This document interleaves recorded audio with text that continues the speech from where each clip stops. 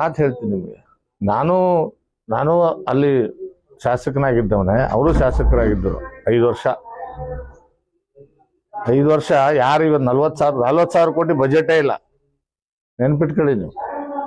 40,000 ಕೋಟಿ ಬಜೆಟ್ ಇರ್ಬೇಕಲ್ಲ ಇಲಾಖೆಗೆ, ಆ ಬಜೆಟೇ ಇಲ್ಲ.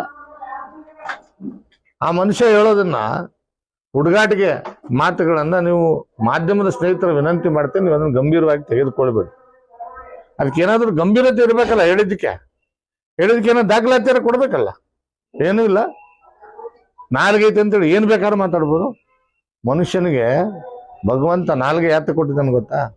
ಒಳ್ಳೇದನ್ನ ಮಾತಾಡು, ಸತ್ಯ ಮಾತಾಡು ಅಂತ ಹೇಳೋದು ಕೊಟ್ಟಿದ್ದಾನೆ. ನನ್ನ ಸ್ವಾರ್ಥಕ್ಕೋಸ್ಕರ ನಾನು ಏನ್ ಬೇಕಾದ್ರೂ ಮಾತಾಡ್ಬೋದು.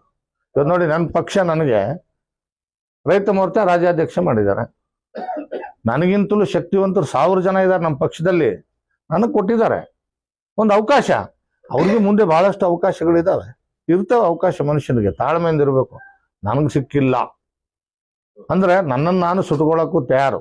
ಅಂದ್ರೆ ಅಹಂ ಬ್ರಹ್ಮಾಸ್ಮಿ ಅಂತಾರದು.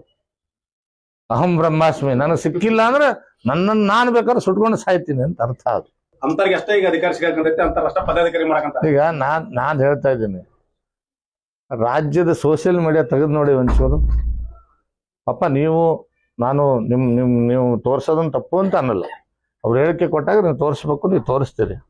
ತೆಗೆದು ನೋಡಿ ಜನ ಹೆಂಗ್ ಉಗಿತಾ ಇದ್ದಾರೆ ಅಂತ. ಅವ್ರಿಗೆ ಸೋಷಿಯಲ್ ಮೀಡಿಯಾದಲ್ಲಿ ತೆಗೆದು ನೋಡಿ ಯಾವ ರೀತಿ ಉಗಿತಾ ಇದ್ದಾರೆ ಅಂತೇಳಿ. ಆದ್ರೆ ನಾಚಿಕೆ ಇರ್ಬೇಕಪ್ಪ ಅವ್ರಿಗೆ. ಮತ್ತೆ ಅವ್ರಿಗೆ ನಾಚಿಕೆ ಇಲ್ಲ ಅಂದ್ರೆ ಏನು ಮಾಡ, 3 ಬಿಟ್ಟವ್ರಿಗೆ ಏನ್ ಮಾಡಕ್ಕಾಗತ್ತೆ?